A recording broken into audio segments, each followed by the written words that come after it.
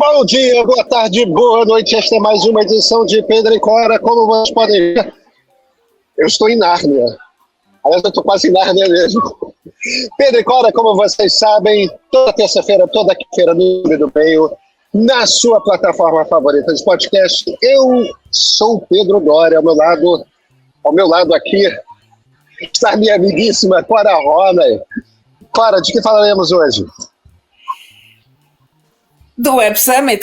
Não, do Web Summit não. De um trechinho do Web Summit. De um trechinho do Web Summit de liberdade de expressão, de direitos civis em tempos de exceção. Isso. Vamos lá.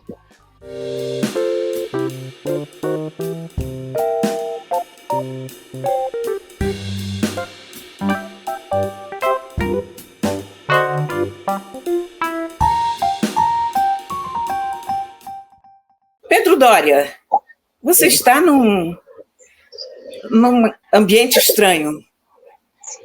Clara, eu estou no Summit aqui no Rio de Janeiro. Eu vim participar de uma mesa e fazer uma entrevista nos palcos do Summit. E eu estou na área destinada aos palestrantes, num cantinho.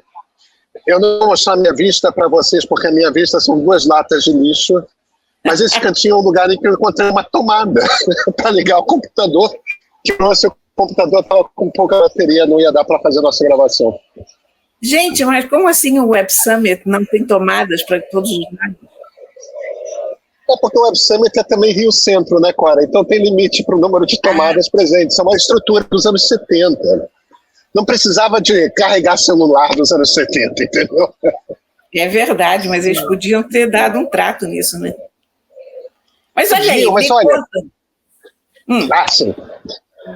Cora, eu participei de 2 mesas. A segunda mesa foi uma mesa sobre jornalismo. Eles têm um palco que eles chamam de The Fourth Estate, né? Que é o quarto poder, que é um espaço para termos conversas sobre imprensa. Eu falei que eu tive uma conversa sobre quais são os desafios do jornalismo digital hoje. Agora, o interessante, eu acho, para a gente falar aqui, é a conversa que eu tive antes disso, que foi no palco principal, aí aquela coisa multidão na frente, em que eu entrevistei o Glenn Greenwald.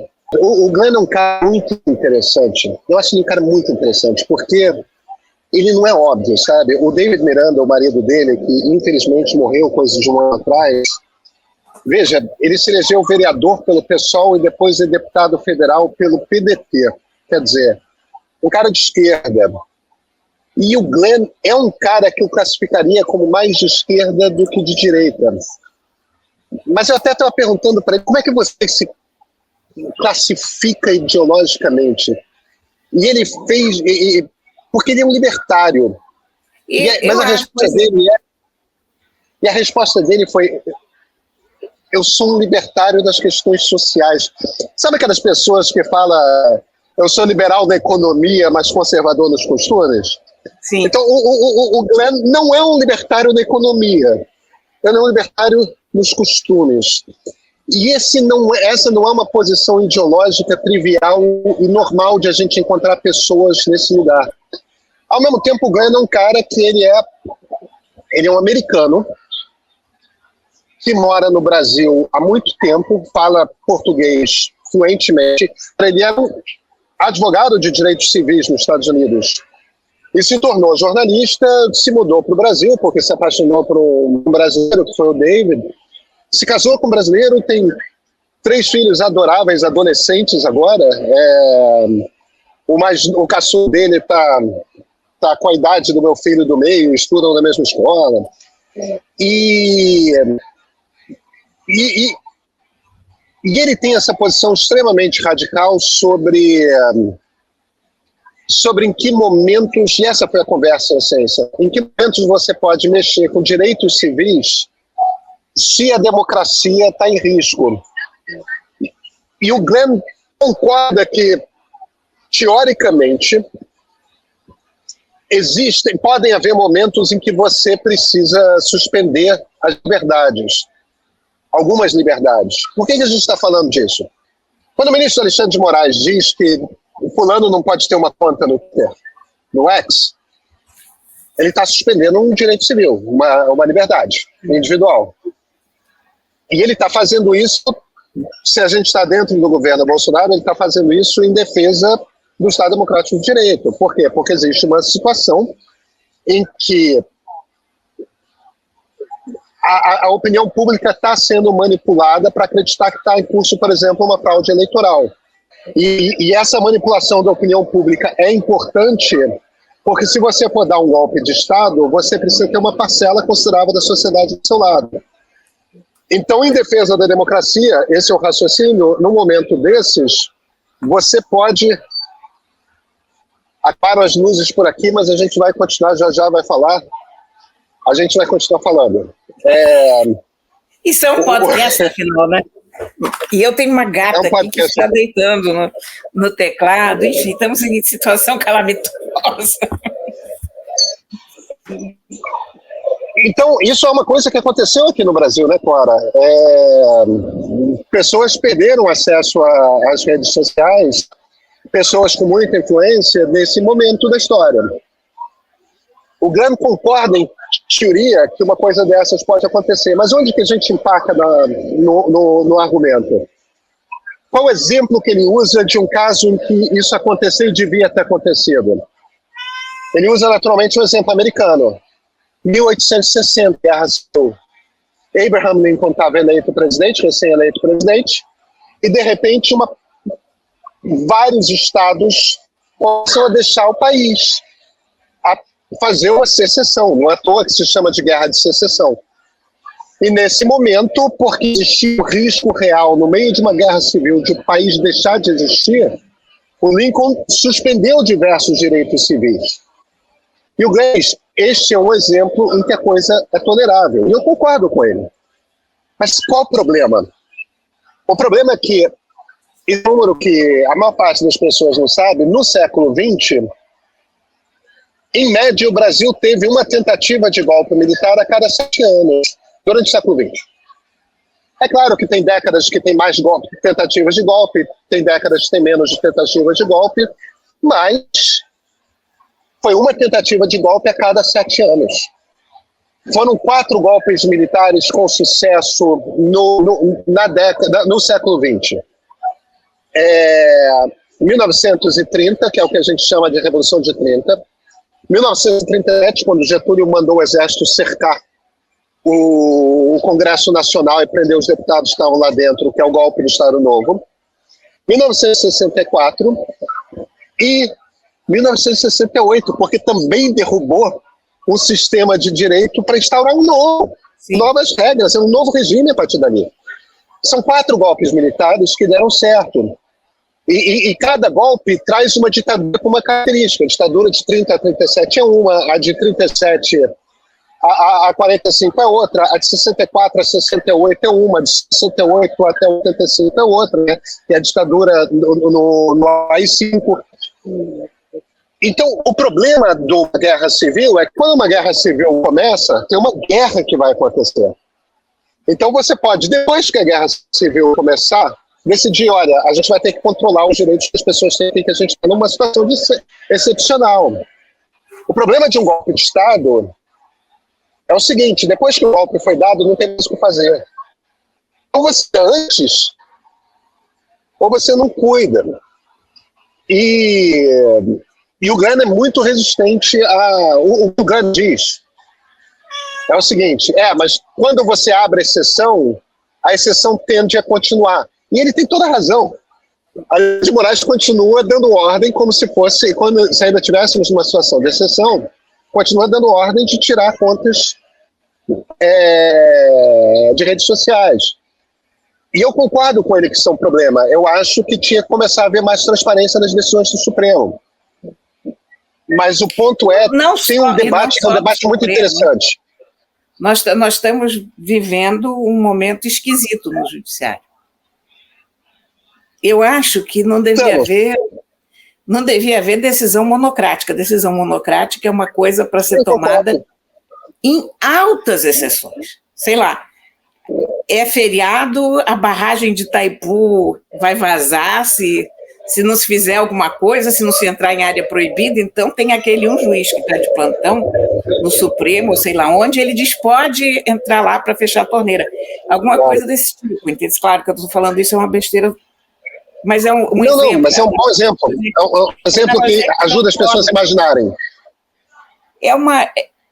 A decisão monocrática só para tirar o pai da forca. Ela não pode existir de outra maneira dentro desse arcabouço. Eu concordo inteiramente com você.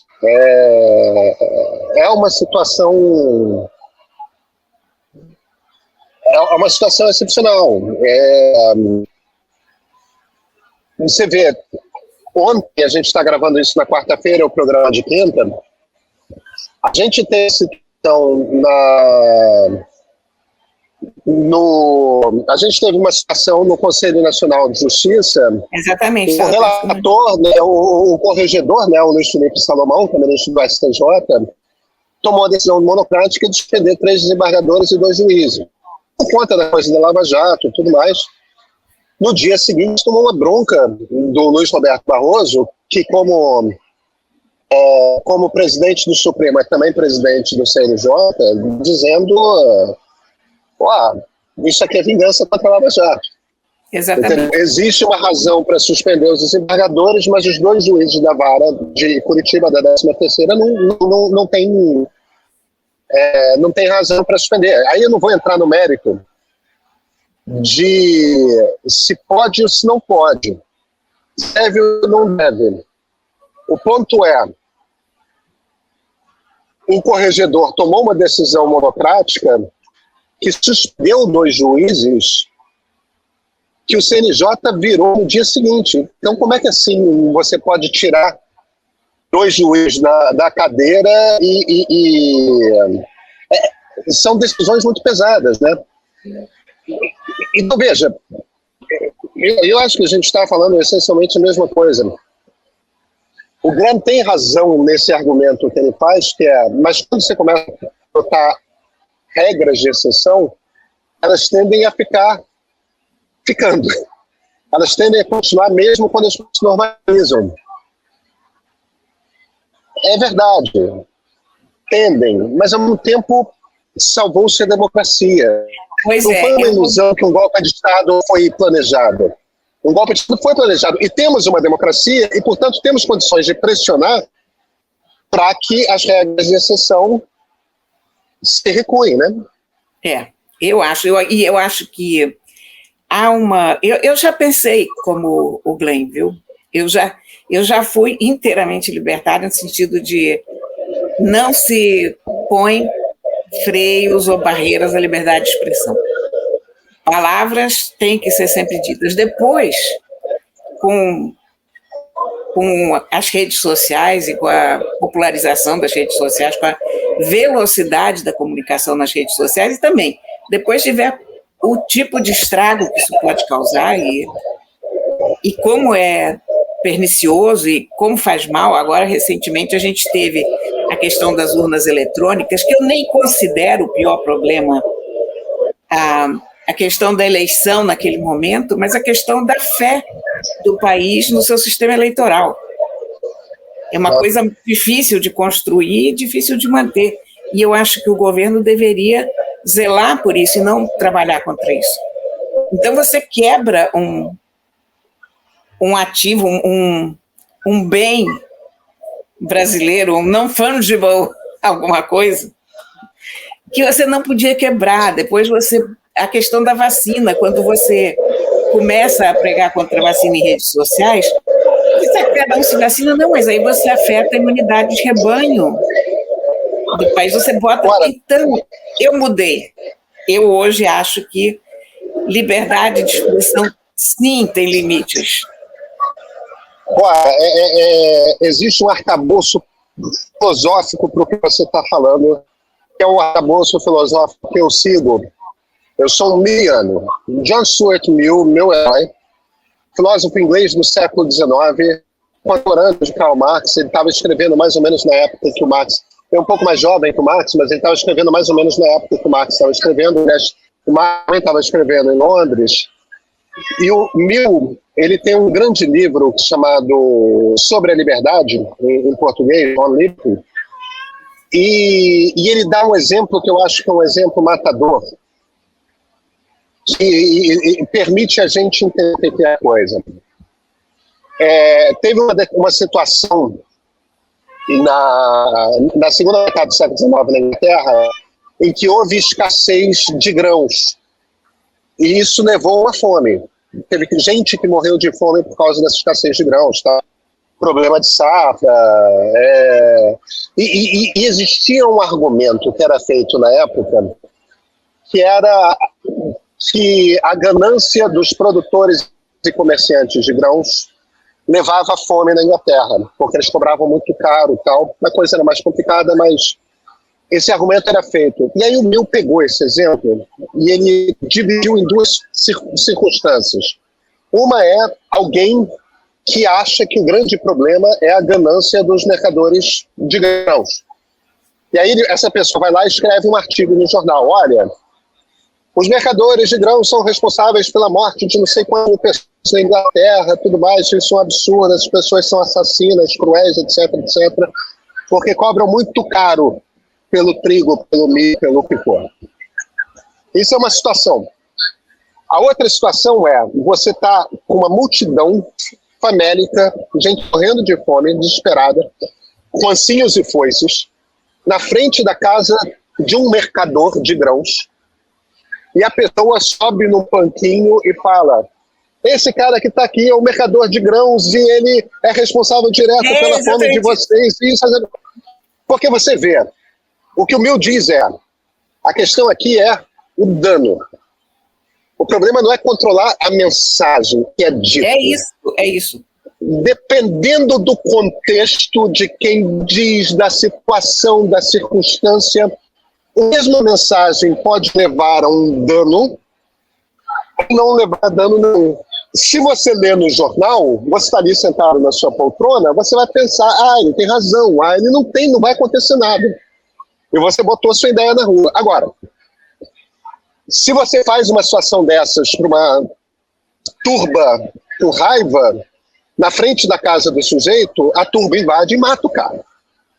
A internet, então, as redes sociais são a turba, não são mais o jornal. Então, quando você entra numa coisa como urnas eletrônicas, vacinação, não é que nós nunca mais vamos discutir se vacina é bom ou não. É claro que tem que ser discutido. É claro, pelas pessoas que entendem do assunto, né? Não pela gente. Ou então para a gente no Bar Lagoa. Ou para a gente no Bar Lagoa, tudo bem, mas não uma turba. É isso. A questão é... a urna eletrônica é a mesma coisa. Se você é uma pessoa com muita influência, um influenciador com muitos seguidores, e às vésperas de uma eleição, enquanto se ameaça uma ruptura de regime democrático, começa a dizer que a eleição está fraudada e se fulano vencer a eleição está fraudada, você está provocando um tipo de dano que ter essa conversa 3 anos antes com um presidente pacato que não vai fazer nada é outra coisa. Você pode ter a mesma... O problema não é... Então, por isso que as pessoas falam, proibindo as pessoas de trocar ideias, estão proibindo as pessoas. O problema não é a mensagem, o problema não é o que é falado, o problema é no contexto em que a mensagem é dada, pode-se levar um dano X. Aí você tem que controlar. Não há temas proibidos, há momentos críticos. Há momentos críticos e circunstâncias críticas e contextos críticos, e quem está falando tal. O presidente da República, fala não toma vacina, é uma coisa. O caixa do supermercado que fica lendo o WhatsApp e diz para mim não toma vacina é outra coisa. Circunstâncias diferentes, a mensagem é mesmo. Então, enfim, esse eu acho que foi o debate mais interessante. E, aliás, eu acho que esse debate rende muito. Com certeza. Com certeza. Sabe por quê? Porque a gente está lidando com certezas antigas num ambiente novo.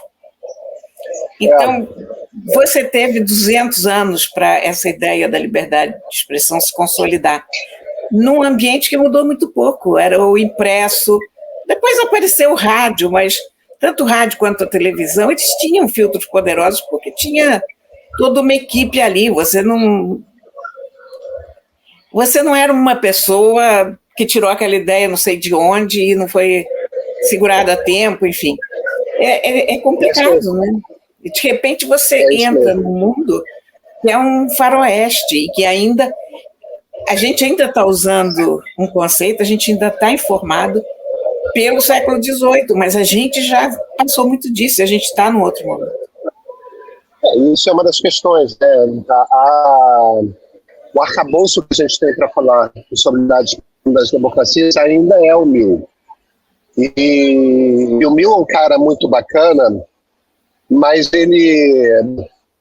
o Mill é um cara muito bacana, mas ele escreveu sobre liberdade de expressão numa época que você tinha duas maneiras de mandar mensagem. Uma era subindo em cima do banquinho no Hyde Park em Londres e falando para quem alcançasse sua voz. E a outra era imprimindo um panfleto, um jornal, tudo mais, em livro. E vamos ver a quantas pessoas chegam aquelas 200 cópias, entende? Mudou muito desde então, sabe, Cora? Eu sei, tenho essa impressão. Pois é. Cora, na terça-feira a gente se fala em condições mais normais, né? Condições habituais, sem um gato piando aqui do meu lado. E eu com pelo menos alguma luz. E sentado também. numa cadeira. E com o mínimo de conforto. Isso. Então até a sexta-feira, Cora. Até terça.